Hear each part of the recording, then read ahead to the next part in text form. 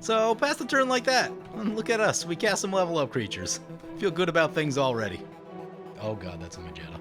Well, I better start digging for the board wipe protection. Today on Commander Replay, we try to get to the next level with Jegantha Level Up Tribal and pray for no removal. Next on Commander Replay. Hey guys, there's 2 great ways to support the channel. All links are in the description below. Welcome back everyone. Got a special deck for you today. One that I'm excited about, but also very nervous about. This is Jegantha Level Up Tribal. We're playing all of the level up creatures, or most of them, as many as I could reasonably fit into the deck. This is awkward. This is cool, but yeah, I think we're gonna mulligan this. 1 land is not amazing. It's like we're going to 6. This is the best of the bunch so far. It's got all of our colors of mana. There's more mana. Yeah, it's got all the mana we need. So, the idea I went for with this deck was that we're going to need to make a crap ton of mana to fuel our level up creatures. Also, we have Figure of Destiny, which is just like one of my favorite cards ever. So, we'll go ahead and keep this. Oh, what are we putting back? Contagion Engine, maybe? Yeah, this thing just, we're so far away from this. Put that to the bottom. So anyway, yeah. Figure of Destiny was one of my favorite cards. I was playing Red-White Revelark during, was that roughly Shards of Alara standard? The main decks back then were Blue-Black Fairies, which was a nightmare to face. Green-White Rock and Black-White Tokens were kind of the big decks at that point. And this deck actually had favorable matchups against everything except Fairies. Against Fairies, I didn't have all the Figure of Destinies I needed for my deck, and I think those would have helped in that matchup, because getting down on turn 1 before Bitter Blossom came down was like a really big deal. But it had pretty good matchups against everything else. The mirror match was horrendous. Those would usually go to time, because you're both just triggering Revelark a lot. Nothing stays dead ever, and everything keeps coming back. Those were some really cool games. I miss that standard. I would love to be able to play that standard again, but I actually have my Red-White Revelark deck built in paper mostly still. It's gotten picked apart for pieces a few times when I needed some Rugged Prairies and some Revelarks and things like that, but man, I miss that deck. So cool. Anyway, got the OG level up creature right here, which I'm very excited about. And we have enough mana that we might actually get to play Magic this game. So this deck, I've been very excited about it, but as I started building it, and particularly in the last 20 minutes before going to film here, I got really nervous about how this thing's gonna perform, because if any of our creatures die, it's like we're losing 10 or more mana into that creature, and that's just really bad. Like, as I've been looking at most of these creatures, this one's actually cool too. I've always wanted to use this one.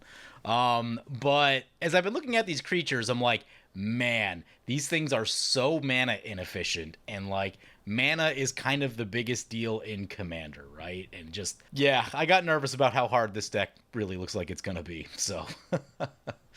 We'll go ahead and we'll play the Marsh Flats. We're gonna turn Figure of Destiny into a 2/2. Yeah, here we go. We could have played the Dragonlord, actually. Oh, who do we got for attacks? D-Manny's in the middle. We'll give him a little poke here. See, like, this thing isn't great. Return target creature to its owner's hand? That's really bad for us. So, like, Figure of Destiny is pretty cool because you could do the mana thing at instant speed, which is a big deal, right? So, during your opponent's turns, if you need to, like, hold up, you know, in the case of Commander, it's Fairies Protection or Comeuppance or something like that, if you don't end up needing it, you can just level up your Figure of Destiny. With the actual keyworded level up cards, it's all sorcery speed, which really makes it painful, especially given how much mana actually has to go into these things. This one actually looks like it's probably one of the more mana efficient ones. So for 10 mana, you get a Flying Trample with Fire Breathing. That's an 8/8. That's actually, I mean, that's still pretty inefficient. It's okay, right? Like, it's in the realm of possibility. You know, if you're playing in the Heb deck or something like that in red, you could, in theory, get this in and use it. It's still probably just not your best use of mana in most cases, but... And that's really what's going to be true of every creature in this deck, so with all that, I got really nervous about going into filming here, because it's just like, hey, you guys gotta really take it easy on me. If a creature dies, that's like 15 mana going down the drain, and this deck is just not gonna bounce back from that. And that's in stark contrast to, like, a lot of these weird, like, 5-color jank piles that I like to play. A lot of times they exceed expectations, right? I put them together and I'm like, this deck doesn't look very good, and then you get into a game And you're like, oh, that actually wasn't that bad. I don't think that's going to be the case with this one. I think this one is going to be as bad as I think it's going to be. We are getting a little caught on the mana here, which isn't the best. I guess we play the plains. We really need green mana. We also need blue mana. I'm going to attack into Xeno right here. We'll take a quick peek at this deck list. So over here I have it broken out by function. This is all the ramp in the deck. I actually wouldn't mind a little bit more, but we do have the infinite mana combos with Penman's Aura and Free from the Real and some of the tap creatures, like this one.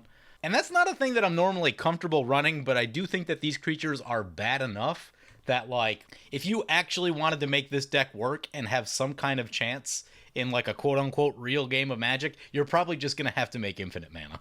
That's probably just the way you have to do it. I just don't know that there's a way around it because of how inefficient these things are. So I included that in the deck. I did tell opponents that if I make infinite mana, I'll take it easy with limits, because, like, we have a lot of the cast a creature, draw a card type cards because there's just a really high creature count in this deck. So I told them I won't draw the entire deck if I start making infinite mana. You know, we'll play a couple, get a feel for the deck, and just kind of hold it back. Try to give our opponents a chance if that happens. Opponent exiled the land. Although, it's not the land we need. Oh, that land would have been a Smothering Tide, though, and Smothering Tide would fix our mana colors a bit.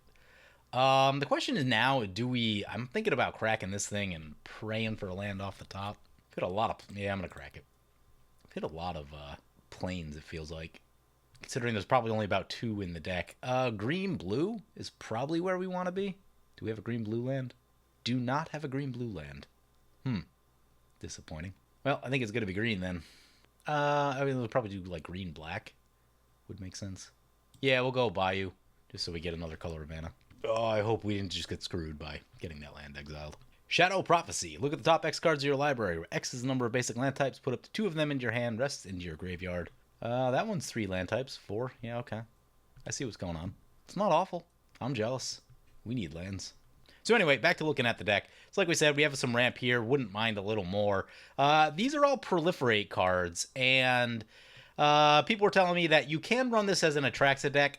I like Jegantha more than I like Atraxa. I just think Atraxa is overpowered for what it is, so just never been a big fan of Atraxa. Also, I'm more of an underdog type player, and Atraxa's been like consistently one of the most popular commanders in EDH. So that's the thing that you can do. I chose not to go that way in particular because some of the red level up cards are actually pretty cool. Like Shatterskull Pass here, like Figure of Destiny, always wanted to play the Dragonlord, all that stuff. So, got a couple card draw things right here, and this one, in particular, we got Tezzeret's Gambit, which has Proliferate on it, which is fun. Also, Broker's Confluence can proliferate up to 3 times, so seems like a fun little inclusion, but otherwise, some stuff you'd expect. We got Training Ground, Heartstone, and Zerta to try and bring down the level up costs, since we're going for the more mana-based approach. Instead of, there's a couple proliferate cards, but we're not heavy into the proliferate thing. We got Fate Transfer, which is a card that I've always wanted to use, but I just don't play a lot of counter decks. So, you know, can do some fun little tricks with that. If a creature's about to die, we could move all the level up counters to another creature, perhaps. Could be fun. It could be fun. But anyway, that's most of the deck. I got a couple in Garrick's Wake, Eerie Ultimatum, and Agadeem's Awakening up here at the top. I wouldn't say that we really have like a super coherent win condition other than just like level up creatures and like attack with big level up creature, I guess, is kind of where we're at. So it's one of those type of decks. Oh, this is interesting. Okay, so we drew a Soul Ring. Soul Ring is nice. Do we go... Yeah, let's just go for Smothering Tithe. I was thinking, trying to like... I told opponents to take it easy on me this game, so like, hopefully this Smothering Tithe sticks for a couple turns. I got a bunch of 1/1s on board. We'll poke D-Mana again. Probably not blocking the 1/1s. There's our first Smothering Tithe trigger. I appreciate that. We should at least have enough mana to get Selvala into play. Actually, we can get Jegantha next turn too, which is also pretty good. Although, if we go Selvala then Jegantha, we probably get to draw a card. That seems like it could be nice. Skyship Weatherlight coming in. There's one you don't see. I have one of these in a box somewhere. At some point in Commander, this was, like, moderately playable. If you're like a mono red deck and you needed to tutor something, this was probably how you were going to do it. I guess Gamble's always been a card, but God, I hate Gamble. Let's take a look at what our opponents are playing today, because our opponents also brought some spice. So first up is Sergeant Flintlock piloting the Omenkeel as their commander, and this is I'm on a Boat Tribal. It is a deck full of boats. So we see a ship right here with the weatherlight. It's kind of a flying boat more than it's anything, but I'll buy it. I think it works. In the middle, we've got D-Manny piloting his Sisay Partner Tribal deck, which we've played a few times on the channel, and he's played a few times as well, so we've seen it around a little bit. And then finally, we've got Illegal Zeno piloting Spellshaper Tribal, one that I'm also very curious to see. It's a deck that I've thought about myself a little bit. I haven't taken steps to, like, actually start building it, but I'm like, you know, if you throw like a Squee Goblin to Bob in there, it could be interesting. You get your card back. I don't know if there's other cards that have similar effects like that like easily come back to your hand that mitigate the discarding. But yeah, I think it could be cool. Could be interesting. Omenkeel coming our way. Yep. Oh, I got our Flamekin Village. Would have liked that red mana. Also, Flamekin Village is just nice. The Omenkeel's actually a pretty cool card. I would love to fool around with this more at some point. Maybe not necessarily doing something as low as Boat Tribal, but I think it could be cool as just like a nice little value piece. I suppose you could go vehicles with it, but I don't know. It's just interesting because it gives you a lot of opportunity to hit all your land drops, and I love making my land drops. So just seems interesting to me. Maybe someday when we need a break from the red and white, maybe we'll build some Omenkeel. So anyway, yeah, if I haven't mentioned it already, I did tell opponents this is going to be a low power game, and you gotta take it easy on me. I'm really concerned about the difficulty of playing this deck. I would say that the hand we have right here is already looking like pretty Christmas landy, and I still think it's just going to be a long uphill battle. So far we have Soul Ring and Smothering Tithe, which is already like as good as things are probably going to get. And then we've got more mana here and here with some card draw to back it up. This is probably about as good as this deck is going to get. Because if we have like all level up creatures in our hand, those are just going to do nothing for you value-wise in the early parts of the game. So opponent lays down a Mind's Eye. There's one you don't see much of anymore. You know, there's still times if you're playing mono white or something. Mono white, occasionally mono red. I'm still like, Mind's Eye, maybe. Mono red with something like Neheb actually makes enough mana to like reasonably consider this. Mono white, it's still just a struggle. The 5 mana to like get this thing into play is rough because like really it's almost like a 6 mana play. It's like 6 mana draw 1 basically, and then becomes like 7 mana draw 2, which is just horribly inefficient. But if it stays in for a couple turns and you can pump some mana into it, it can draw you a lot of cards, and a lot of cards is one of those things that does help you win a game. So it's not the easiest thing to play, but if your deck can support it, it can be a cool inclusion for certain metas and certain situations. Anyway, that brings back to our turn. We actually have like a little bit of mana to our name. Let's get this Selvala, and I think we'll have exactly enough for Jegantha after that. We draw a card with Selvala. Love it. It's another level up creature. Fantastic. Fantastic. Opponent's got Mind's Eye. Mind's Eye is funny in that Mind's Eye and Smothering Tithe kind of play off of each other quite a bit. We're going to tack over to Flintlock since he's been poking us a little bit here. I mentioned it a little bit already. I think with these level up cards, I think they did a really bad job of balancing their mana cost. So like, let's look at this guy, because like Kargan Dragonlord is one of the better ones. That's a Deer Kraken coming in. Beastbreaker of Balaged. That's 14 mana for a 6/6 trample. I'm pretty sure most draft sets have a 6 mana 6/6 uncommon now. This is like literally more than twice the mana rate for that. So yeah, they really overcosted a lot of these things, and like I think level up's a cool mechanic, but they just powered it down so much that like and like not that this is the one you're gonna play necessarily, but like again that mana rate is awful. And with the level up mechanic, I'm not expecting them to be like super efficient on rate. Like right, I'll pay a little bit extra, but 14 mana for a 6/6 trample, if it were 8 or 9 mana to get this thing to its last mode, I'd buy that, right? That seems totally legit to me. You get to play it early, and then you can kind of level it up along the way. Paying roughly 3 extra mana for the flexibility to get it to a 6/6 trample, totally on board with that. Paying an extra like 8 mana to get it to a 6/6 trample is just absurd. Anyway, I think you guys get my point on that. So yeah, it would actually be cool to see the level up mechanic again, except costed in a way that like makes sense in the modern game. And like Rise of Eldrazi isn't even that old. So it is actually kind of surprising to me about how inefficient these things are, but I think it's because the set made tons of Eldrazi Scions and everyone was trying to cast big Eldrazi, so like you had the mana to be able to support casting like legendary 12 drops. And they just needed a way to mana sync the other stuff along the way. But yeah, I think a new take on level up would actually be pretty cool. There are a couple cards with the Figure of Destiny formatting that are in the new sets. And what's interesting is those cards are actually pretty difficult to search for because they don't have the level up keyword.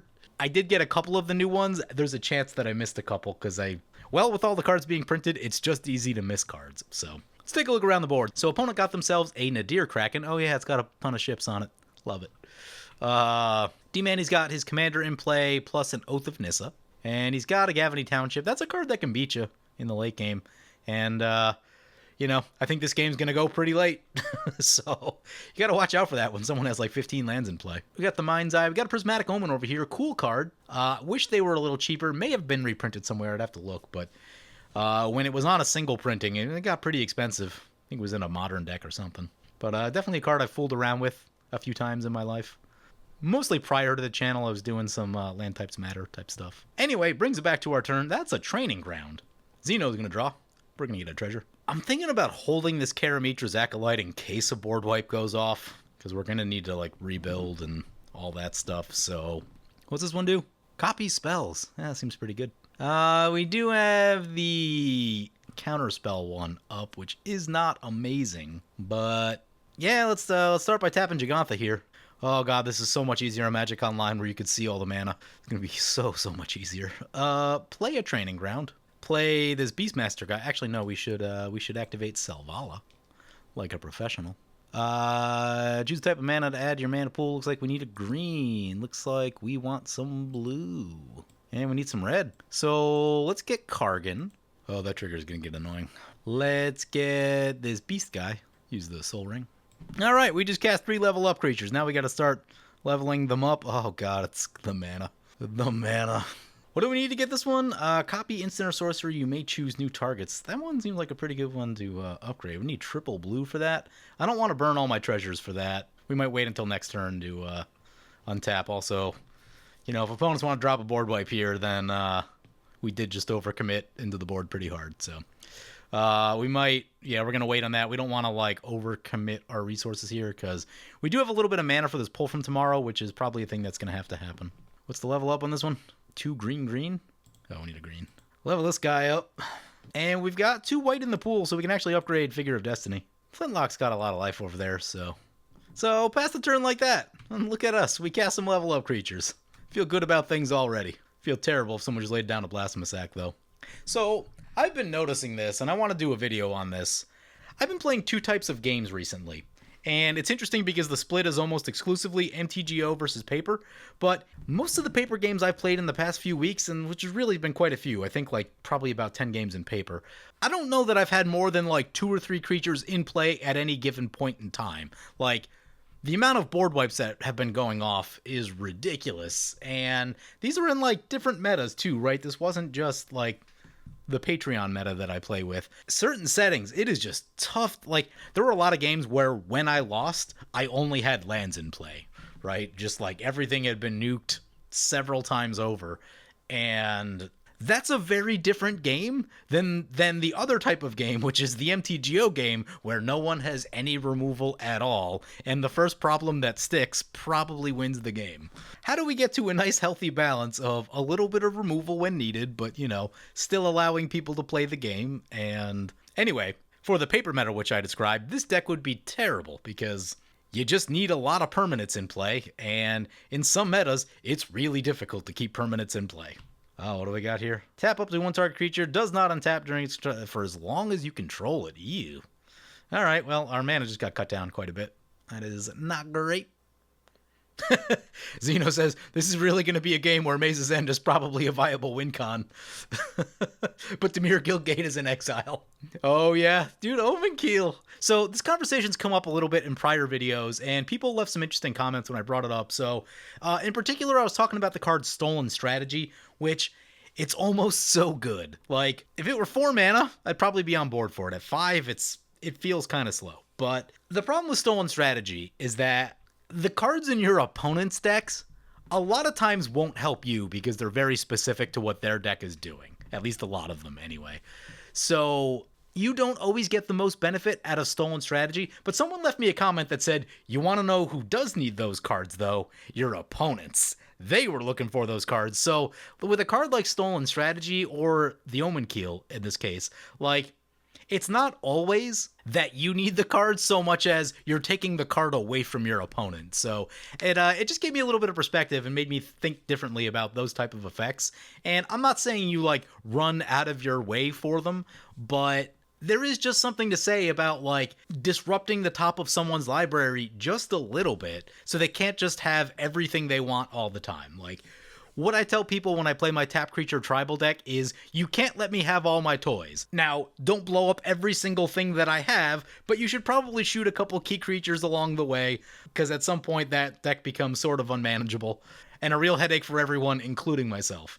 D-Man is gonna activate Sisay. So the same applies with the exiling stuff off the top. It's not always that you need the card, but just taking a couple toys away from your opponents and making sure they don't have like every synergy and every combo piece and like having redundant copies of them, right? You start taking a couple away and, you know, you don't know exactly how the game's going to play out, but like, so in theory, the Maze's End win con could end the game, but now it's really unlikely with this Dimir Guildgate and Exile, right? You basically just took a win con away. And sure, it won't always be like that effective, but sometimes it will be. I took a really long nap before the game. I'm feeling good. Can you guys tell? Feeling real chatty tonight. Or daytime for whenever you're watching this video. He gets Halana and Elena partners. Not truly a partner card, but it does have partner in the name. Ooh, gonna bounce a Sisay. Okay. This deck is weird. Having played it a few times and faced it a couple times, I guess inconsistent is the best way to probably describe it.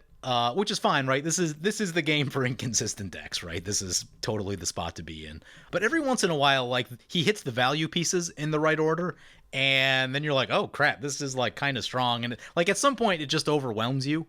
You know, if he gets to a point where he has 15 mana, right? Having Sisay in play with 15 mana does pretty good things.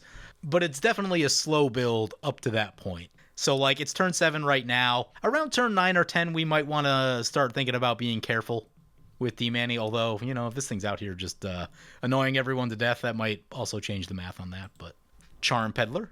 The next time a source of your choice would deal damage to target creature, prevent that damage. Man, if that wasn't a discard effect, the discard makes it rough. If that wasn't a discard, that'd be, I mean, basically be Mother of Runes is what that would be, I guess. Mother of Runes, pretty good magic card. One that I've really been coming around on lately. Of note, it's in this deck for all the reasons of trying to keep our stuff alive. At some point, I want to get that pull from tomorrow in, but I do not want to get it countered by this thing. Mind's Eye. Ooh, Hearthstone. Nice. Who's actually got colorless in their level up? Only this guy. Actually, with the training ground out there, we might actually just hold the Hearthstone. I think D-Manny said he had a wheel. I don't know what kind of wheel he has, though, which does make me a little nervous about that. But yeah, this turn's a little tricky because he's holding up his effects over here. What are we on? We're on level 2 with this thing? God, I love the last level of this. Maybe, you know what? We're going for Figure of Destiny. Love Figure of Destiny. This is just not an opportunity you get very often in a game of Commander. We should probably tap Jegantha, right? That makes sense. Tap Jegantha. Now do this thing. Haven't found any filter lands yet. Would like to find one of those at some point. Still 4 to go? Woof. It's only 2 treasures, not too bad. We've got a little bit of extra here, so we'll use the green on this one. We'll use a blue. Need to crack a treasure on this one. Oh. Oh, no, we don't. Haha. What do we need to get to? Level 2? Maybe we will. Yeah, let's do it, because then we can double up the pull from tomorrow, and that seems like a pretty good place to be.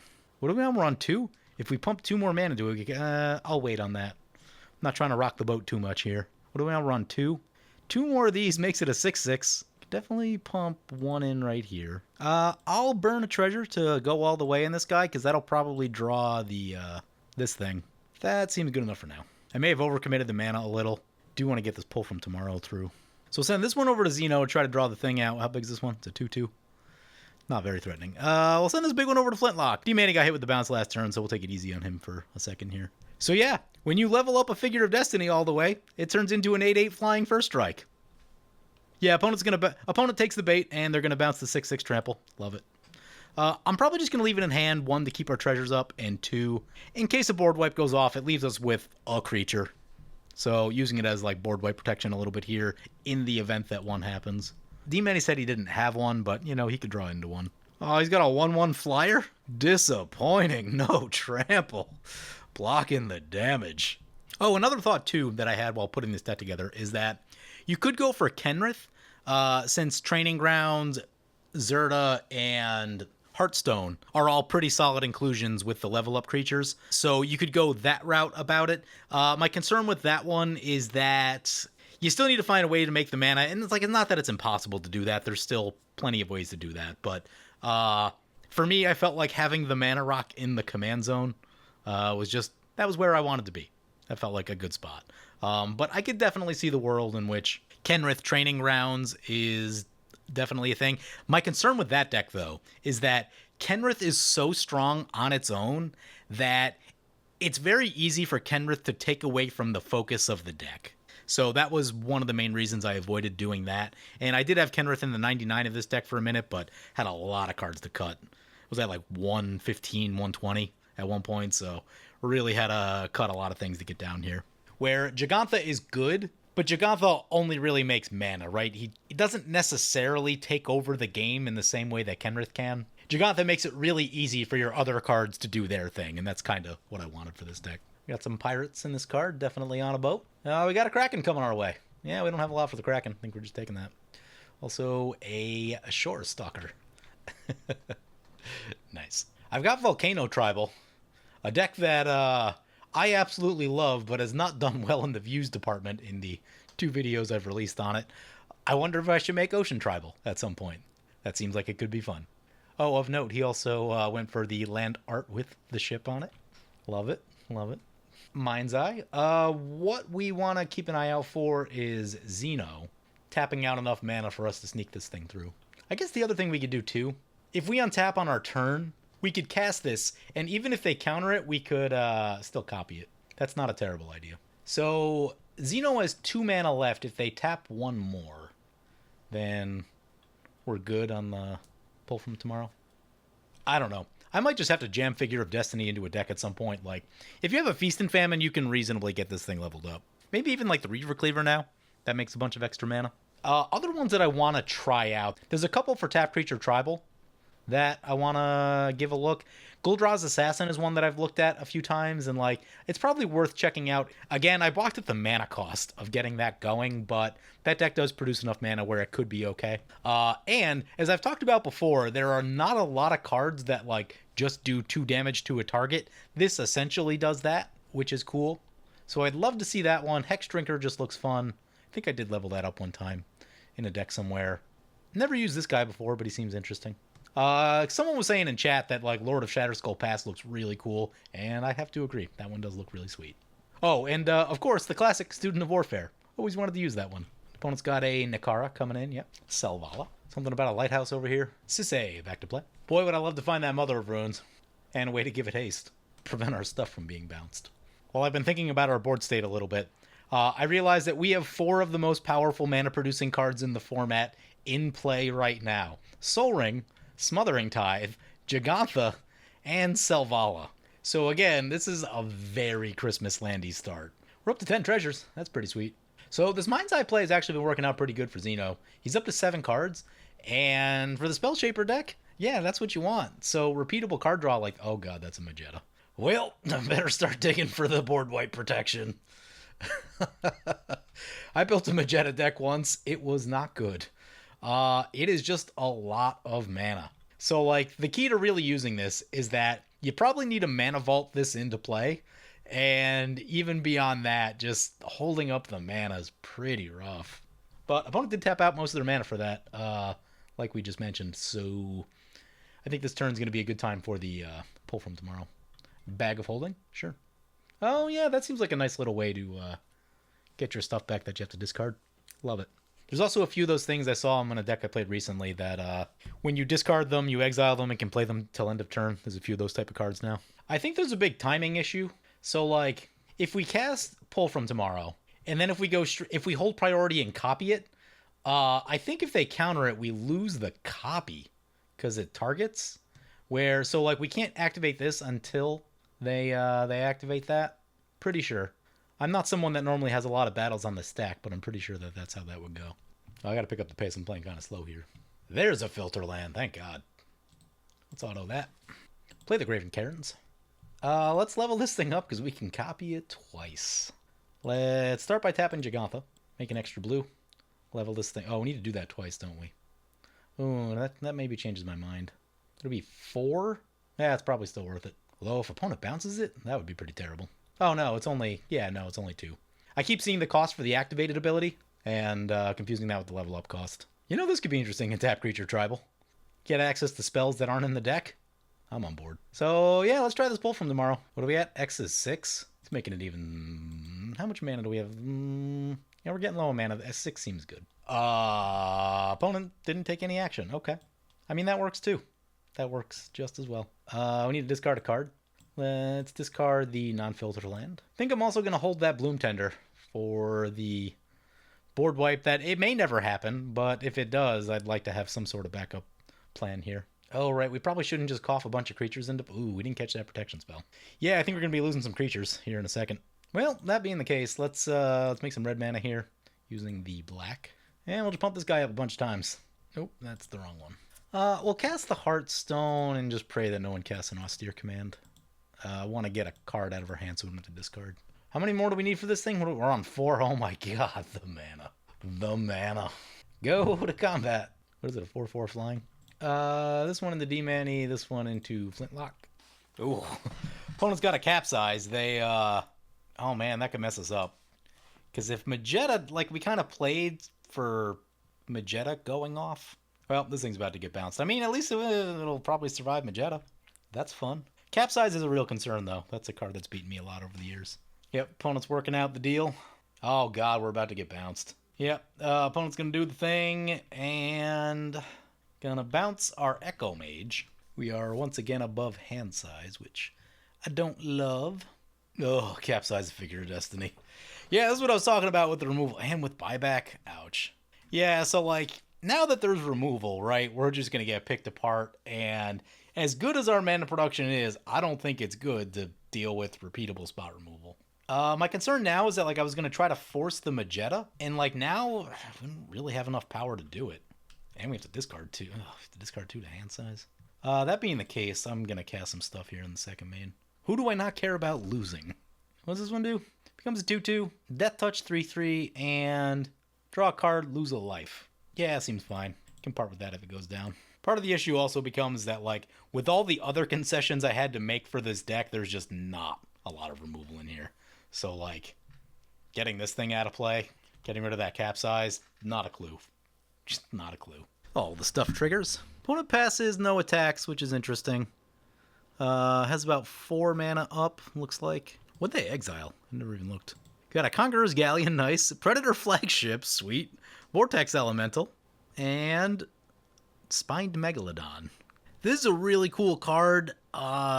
Sadly, for most colors, card draw has surpassed the cost of this card. So it's like, it's a little expensive these days. Unless you're playing like a Zerta deck. In Zerta, I think this is still a pretty cool card. But I picked up a couple of these in foil, and it is beautiful in foil. I've always just thought it was an interesting card, even though it's generally not the best for any deck that it's in, but it's solid, and it's just, I don't know, I always thought it was cool. I like the Ixalan flip cards a lot. There's a Chromatic Orrery. And yeah, they're going to counter that. Love it. That's how that deck starts to make enough mana to go off. Magetta doesn't destroy itself, does it? No, it does not destroy itself. Ooh, didn't factor that into my plans.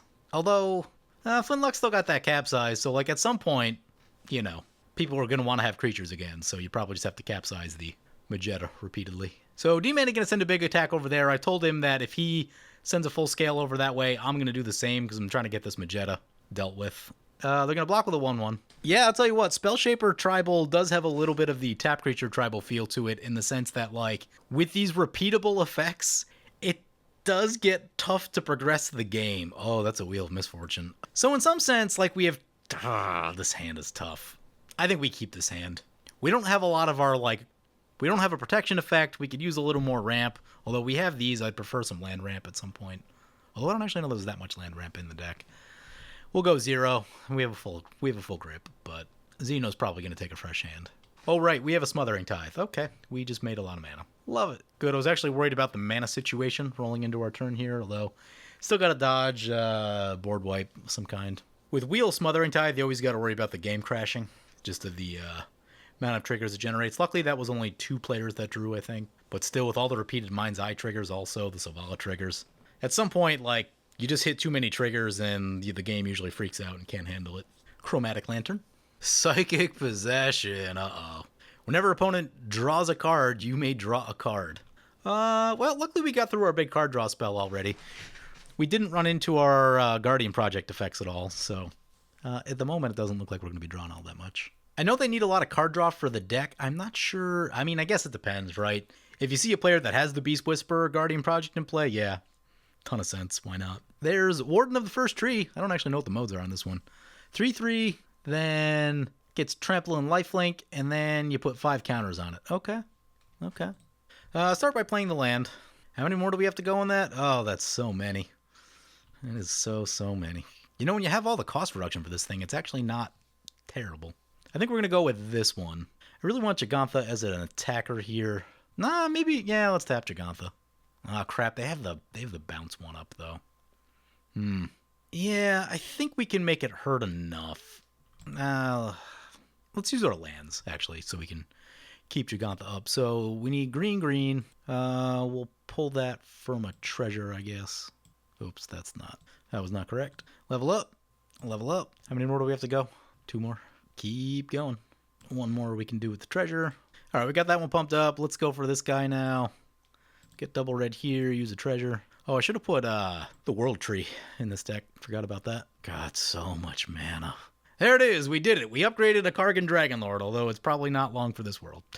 It does make me sad, but I think we go on our plan here of try to get this Magetta out of the way. Yep, here comes the Magetta. Destroy all creatures except for Magetta. Opponent's gonna capsize their Nadir Kraken. Yeah, that makes sense. So everything except Magetta gets blown up. Back to the command zone. Nikara trigger. God, it'd be nice to have one of those creature draw card things right now because we are about to cast a lot of creatures. So main phase 2, let's start casting stuff. Get the Acolyte. We'll get the Warden. We'll get the Figure. Bloom Tender. And we'll get this one in because it's a tap ability. So we can have it ready to go for next turn. Because I would love to not eat Magetta every single turn. Pass like that. More triggers. Nadir Kraken back to play. Cruise the Omenkeel. Yep. Hits with the Omenkeel. There's a Krav. Krav's pretty good. I'm sure he's a little sad he didn't have that in before the board wipe went off. Zeno said, the odd part of Spellshapers, all the delay, none of the payoff. Yeah, I know the feeling. This deck, also along those same lines. Opponent has a lot of cards under the bag of holding. That's an Eternal Witness. That's Graveyard. Looks pretty stacked. He has enough cards that it's probably not the Wheel. Might be the Orrery. Goes for Halana and Elena. Doesn't help us at all. I wouldn't mind the Wheel at this point. We have exhausted most of our cards here and are probably about to be threatened by having them all blown up. He wants 2 turns of no swinging. It is turn 10. So he capsizes the Magetta, and this will at least allow progression of the game, in theory, if he doesn't find haste somewhere. Dawnstrider. Oh god, it's a fog. Oh no. It's not online yet, so we've still got a little bit of time. Can at least get an attack in. Faith of the Devoted. Whenever you cycle or discard a card, pay 1, each opponent loses 2 life, and you gain 2 life. Oh, yeah. Okay. Yeah, seems good in that deck. Sadly, there's no green symbol, because we have a lot of green mana that we can... Well, we have a little bit of green mana. Bloom Tender makes for each color, which is also green. Yep. Mother of Ruins. Boy, would I love to get that online. Although, I mean, now, they didn't recast Magetta, so, like... Unless they find haste, which it's not impossible to do, but unless they find haste, Magetta is going to be very slow to the party. Boy, could we use more card draw, though. Well, I guess we start casting stuff. Play Mother of Ruins. What does this one do? Prevent damage? This actually seems really cool. I mean, it's not necessarily easy to get going all the way, but if a source would deal damage to you, prevent 2 of that damage. That's pretty solid. It's not quite Gisela, but it's not that far away from it either, most of the time. This one's an Anthem. That's cool. Still a lot of mana to get these things going. Wasn't sure about it. I think I am going to recast Jegantha. We'll use this one to do it since the green is tougher to use. That Flamekin Village would have been nice. It's over there. Okay, what are we upgrading? How do we get off that? 4? It's not bad. Use a blue. Use a blue. Use the white. We can filter the green into black, which isn't awful. Start working on this guy. There's a black. We'll use another black right here. What's the last one? Triple. So we'll filter the red into black. Actually getting the 3 cost reduction is pretty helpful. Oh, we can use the white. I forgot it takes white also. Yeah, so actually getting the 3 colorless cost reduction, pretty helpful right now. Though I wouldn't say it's been a little bit, Trading Grounds has been solid. This one has been fine. I guess every little bit helps. Then I guess we upgrade the Figure of Destiny again. Go to the 2nd level. Oh, the last one, we can't quite get to the last one yet. We could pay for it, but then we're basically out of mana, and I'd like to leave a little up for shenanigans with this thing. Since Xeno's playing kind of the stall deck at the table, with the repeatable fog and the repeatable board wipe, we're gonna attack everything over there. The lifelink trample's gonna be nice here, I think. Unless they have removal. We've made so much mana this game, and this is our board state to show for it. This board state's okay, but based on what's going on, there's a lot of removal, and any bounce just completely obliterates large amounts of mana. I do wonder how this build would compare to an Atraxa build of this deck. Because Atraxa, as long as you get the first counter on everything, then, it'll just kind of slowly proliferate up. Which means you don't need to make insane amounts of mana like we're doing, which, I don't know, maybe that's a better approach. I wonder if it would allow for a more balanced deck building approach also. Because right now I'm really feeling the fact that we're, 1, not hitting land ramp, and 2, don't have really any utility happening. Xeno's down to 13. Xeno's saying surprised he didn't pump Warden more. You can only do that once, right? Because it needs to be a tree spirit. Becomes a human spirit. Oh, you can do that as many times as you want? Who knew? Never played this card before. Apparently some of the other ones you can do the same thing. No kidding. Haven't played a lot of these cards. Figure of Destiny is the only one I've really played in any serious amount. War Tax. Oh no. Oh no. This is an interesting card if you've never seen it. Pay X in a blue. This turn, creatures cannot attack unless their controller pays X for each attacking creature. So, an activatable Ghostly Prison that, if you have a lot of mana, fortunately they don't have that much, but even still, if they go for 3 or 4 at a time, that is cost prohibitive. I kind of wonder what Xeno has, just because, oh, that seems good. Borrowing 100,000 arrows. Draw a card for each tapped creature target opponent controls. That's a few. It's the type of thing that's probably awkward early in a game. Also awkward in the games I mentioned earlier where there's 47 board wipes that go off and no one ever has any creatures. But for a game like this where we have a bunch of creatures, that is a lot of card draw for a very efficient mana rate. Opponent goes up to 10 cards in hand. The good news is that gives us a lot of Smothering Tithe treasures, so we can continue pumping up our stuff. About to find out what Xeno has. Oh, are they just paying for Smothering Tithe triggers? No, they're activating Mind's Eye. Oh, I see. Yeah, they get a bunch of Mind's Eye triggers. Okay, I'm on board now. So Xeno refilling the hand. Probably digging for something specific. Another board wipe, maybe a hard board wipe instead of Magetta, which is, I guess it's a hard board wipe, it's just slow. D-Man is going to do the Krav thing. Yep. Triggers Mind's Eye and Smothering Tithe. So many triggers. Sleek Schooner. Yep. See what D-Manny's got. D-Manny probably needs to make some big plays this turn, because based on what I see on the board right now, Xeno's in a place where they're about to get repeatable protection up, which makes our attacks ineffective, which does mean that maybe we go after D-Manny just to get something done, get a player out of this game. Now, if he can remove this thing, I'd like to get rid of Xeno because of the repeatable nature of what Xeno's doing, and that just makes things difficult. This deck is not well equipped to handle that. Had I known this was repeatable, I don't know how much mana we had at the time, but I may have drawn some cards with this had I known that that's a repeatable effect. Although, at that time, we actually had a lot of cards. I think when that board wipe go off, our hand was full. Just that we've now cast all those creatures and just have, no follow-up if something happens to them. I would love a nice value spell. Some card draw or something that we could copy with this thing. That'd be nice. Nope, everyone's got permanents that are drawing cards for them, which does not help us at all. More Mind's Eye and Smothering Tithe. Yep. You know what's interesting? With Bag of Holding, when you discard a card, that's not a replacement effect. So I think this can still trigger, right? It doesn't say instead.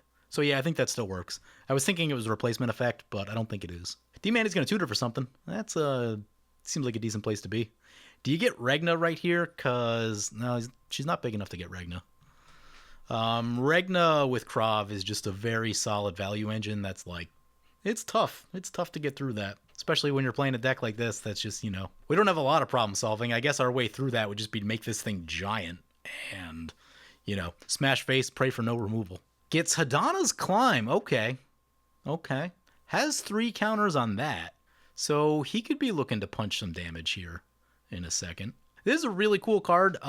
Sometimes it almost feels like borderline OP. It just makes things so big, so quickly, and flying. I've died to this card a bunch. Again, another flip land, though. Love these flip lands. I don't love dying to it, but I love the art and I love the concept. D-Manning recognizing that if Xeno dies, that he's next on the chopping block. So, yeah, maybe that's not going to work out so well for us. Oh, yeah, the fog will effectively neuter anything we're doing. Yeah, hit Krav with the Hadana's Climb. It's going to be pretty good. Oh, it doesn't immediately get flying. They have to activate it to get flying. Still, it's very useful effect. Drakehaven. Uh-oh. Yeah, Xeno's got some pieces in play. Bone Miser. That's scary, actually. Hammer Mage. Oh, no. Oh, God. All of our treasure. All of our treasure. I used to use that against Breya back in the day. And, like, it's tough because Breya can just shoot it. But if you get this in before Breya comes online, then it can actually be pretty powerful. All of our glorious treasures. Well, better spend them all. Better spend them all. God, I would love to find a card draw thing off the top. That would make me so happy. Lord of Shatterskull Pass.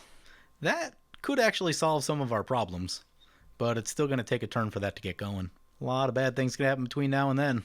Really wish it was the card draw, though. I mean, I guess we just lay it all out there. It's the best we can do in this moment. Tap this, tap Jegantha. Filter the black into green. Filter the... Oh. I guess we filter the green into green. Filter the red and filter the black into red. And let's get down to the upgrading. Cast this thing. Cast this thing. Opponent's going to crew their thing. Oh, they're trying to F8. Crewing their other thing. Level up the Echo Mage. At my request, opponent is going to fog now, just so everyone can F6. Because we still have a lot more stuff to do, and just it's going to take a really long time to resolve. So, that's a Bone Miser trigger. Yep, seems good with everything else happening. Upgrade this thing. Cast this thing. How many do we need for this one? 5 for that one, and 5 for that one. Okay, let's start doing all this.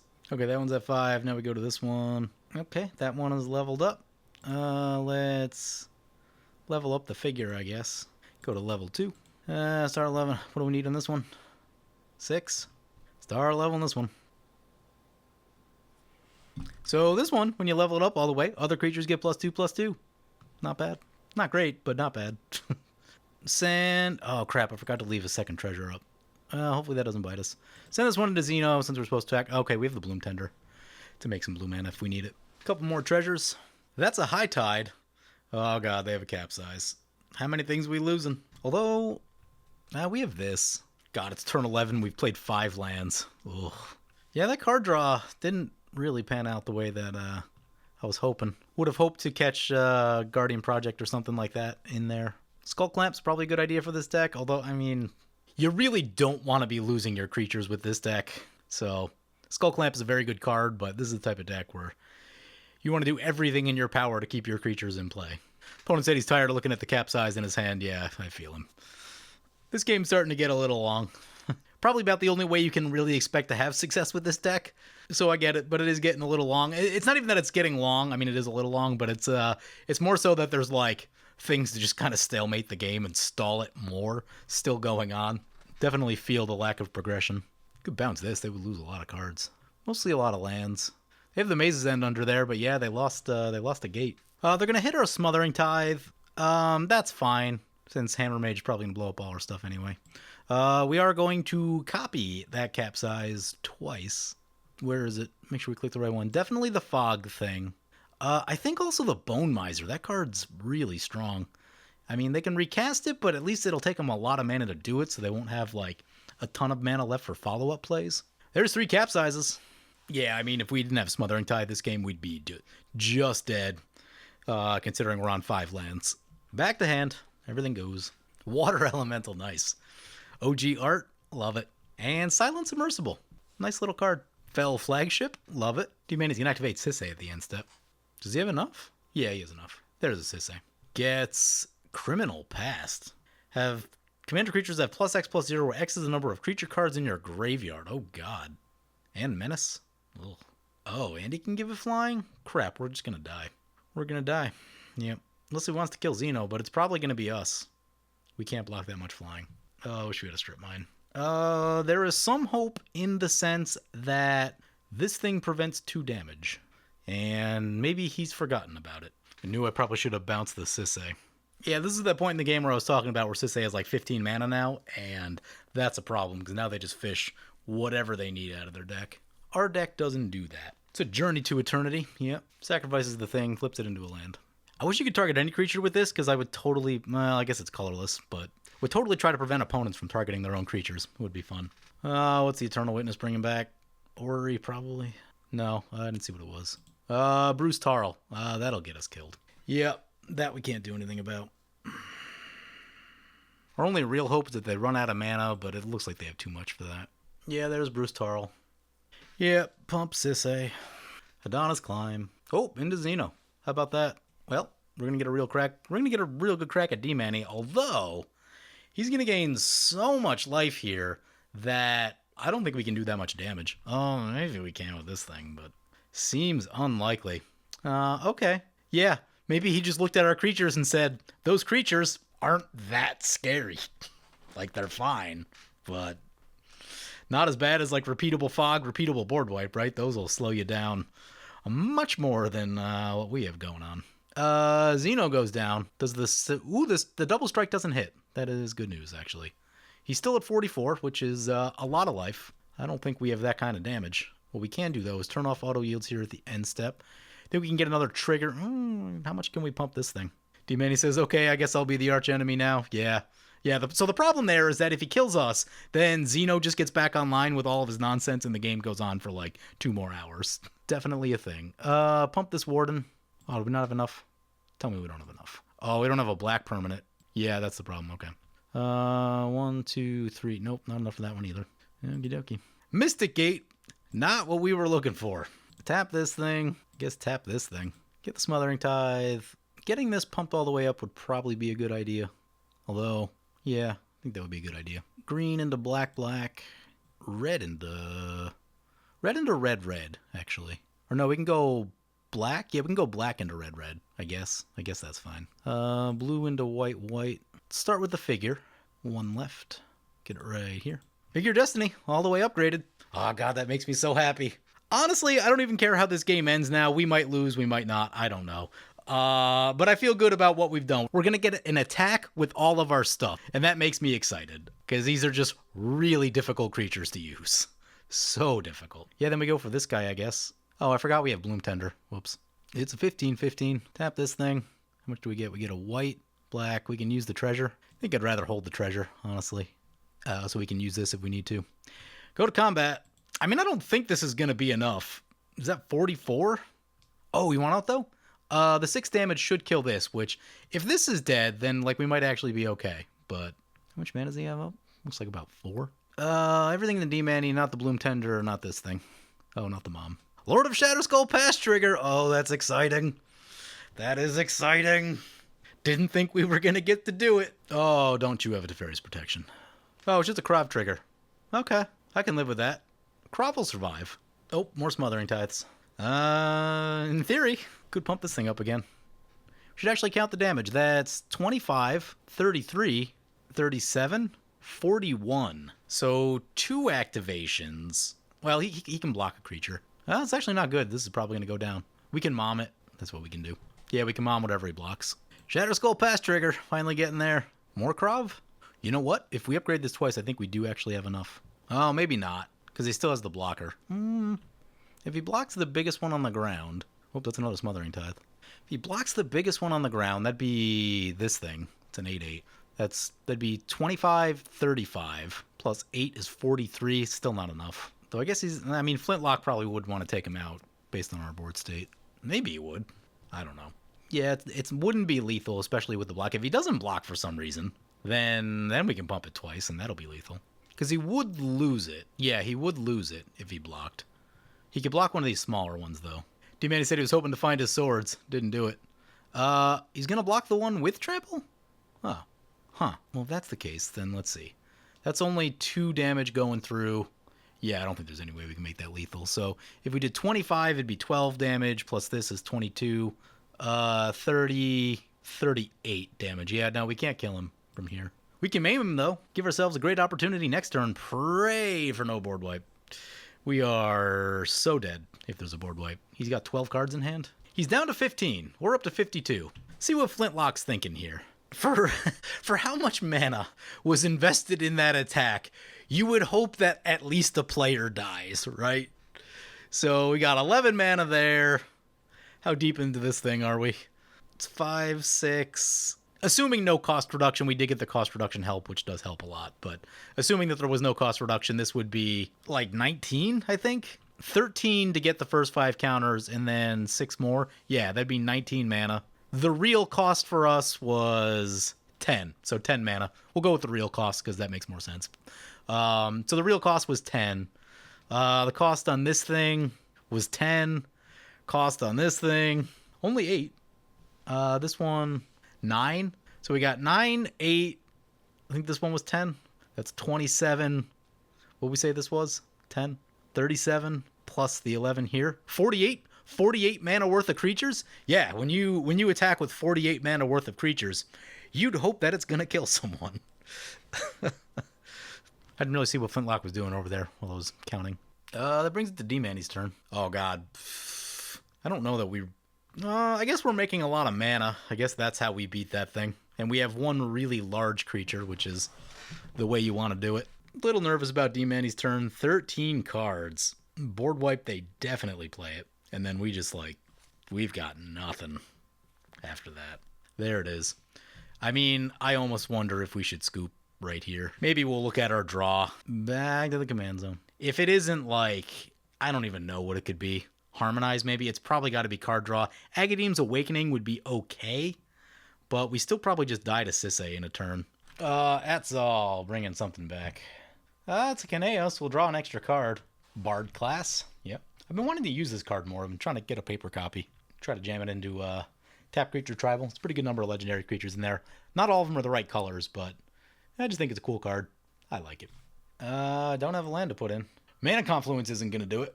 Yeah, now the problem we're running into is we did not pull any lands out of our deck. Nor have we drawn... I'm sure we should have drawn more lands by now statistically. So we're just running into the problem that there's a lot of lands to pull out of our deck, which is a concern. Zerda is not...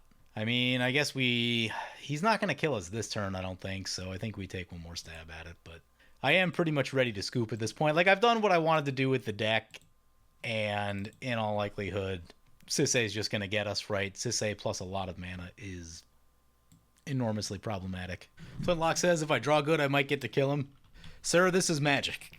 That's a Colossal Whale. What's this one do? Exile target creature defending player controls until it leaves the battlefield. That's spicy. With that, oh man, I really want to scoop, but with that, he has a chance against Sisay. Because he just exiles the Sisay every turn. Crew the Omenkeel. To crew the Fell Flagship. To crew the Silent Submersible. I think he's just trying to get all of his activations out of the way. Or maybe he's just trying to get to the Silent Submersible. I don't know. Yeah, he's just trying to get all of his activations out of the way. Pirates don't pay taxes. War tax. 4-3 over to D-Manny. Although, he's probably just going to lose that. He can block with 2 things. I did consider that you could think about Zerda in the companion zone. That is a fairly costly restriction, though. Not to say you can't do it, but you lose a lot of powerful things like Mana Doublers, Smothering Tithe. Much better in the 99. We do have all 3 of these in play. Training Grounds, Hearthstone, and Zerda. But Jukabog, probably our way. Well, it goes after Flintlock. We have an Eerie Ultimatum and an Agadeem's Awakening. Even then, we don't really have anything with haste, so that's probably an issue. Although, he still has this Whale. Sisay back to play for quite a bit of mana. But now the problem is they have multiple activations. Yep. Oh, and its power is giant. Criminal Past, huh? Does seem good for Sisay. At least if you're running a lot of creatures. My Legendary Blades, it runs a medium amount of creatures. Yeah, probably. Yeah, it might run enough. Just depends how many board wipes have gone off. Halana and Elena. Wait, when did that come in? How's that have haste? Oh, that one. Well, Flintlock's going down. The cards we could draw are just... We would... In all likelihood, we would need a series of cards. There is like an Ingarrick's Wake in here, which buys us a little time. I guess his life total's not that high. Ingarrick's Wake plus a couple turns of just swinging away with these? Maybe. Target creature can't block this turn. Flintlock goes down to commander damage. Yep. Still has a lot of open mana. Shabraz is a flyer, which isn't great. Although I guess we can... Target creature can't block it. Yeah, that's not unblockable. Yeah, I think we're probably talking about 3 cards in our deck that matter right now. There is some chance we have enough mana that like a card draw might do something. Well, we get 2 draws here, plus more mana. Student of Warfare isn't really it. Did want to play this one. Don't really feel like going. I mean, the clock will probably expire before I get that thing leveled up. So that's actually a concern too. Our clock's so low now and the game's so laggy that like, even if we did cast Eerie Ultimatum, we wouldn't have enough time to level this stuff up before the clock runs out. It's like a good, probably 5 seconds of lag between each action. Yep, that's Cascade Bluffs. That'd be the game. That'd be the game. Yeah, I mean, so we got to do what we wanted to do, and I can feel pretty good about that. But yeah, the problem with the deck is that it just, you cannot have your board wiped with this deck. It's just like not a thing that could happen. What was our next one? What's it going to show us? Contagion Engine, nope. These are all late to the party. You know, honestly, I mean, there isn't even that much proliferate in the deck. Maybe you just cut the proliferate, more board wipe protection. Because what's kind of weird too is that like once they reach their max level, you don't really need the proliferate anymore. Oh, this one would have been cool. But yeah, we got to see a good chunk of the deck. Like, this is about as good as this could have possibly gone. As I said, we had like 4 of the most powerful mana producing cards in the format in play. On like turn 6, and even then it was just a long, slow grind. Any sort of removal is a giant problem. The way you have to build the deck, it just wasn't a lot of room for removal. You know, maybe you cut the proliferate thing. Maybe you keep just Atraxa just because Atraxa is stupidly strong. But this one seems pretty good too. This one would have been good actually too because target creature phases out. The phasing out's important, so you don't wanna blink them is what you don't want to do. So Teferi's Protection and Guardian of Faith also important here. So was that 4 pieces of board wipe protection with the Flawless Maneuver? Yeah, just couldn't catch one. Like I said, I mean, we drew pretty awkwardly with the thing there. We literally just caught all level up creatures, which is kind of a problem of running a lot of level up creatures, that they require a lot of setup. Anyway, I'm excited that we got to play some cool stuff. We leveled up Figure of Destiny twice. Lord of Shatterskull Pass, didn't think I'd get to do that one. We did get to level this one up all the way, but didn't actually get the damage through. Maybe a little disappointed on that one. We got the 2 white ones. This guy, and where's the other one? And this one, we got those leveled all the way up. We got to see a double trigger with Echo Mage. So, you know what? That's a pretty good game. I can be happy about this one. Hope you guys enjoyed the video. As always, feel free to comment, like, or subscribe. Thank you for watching.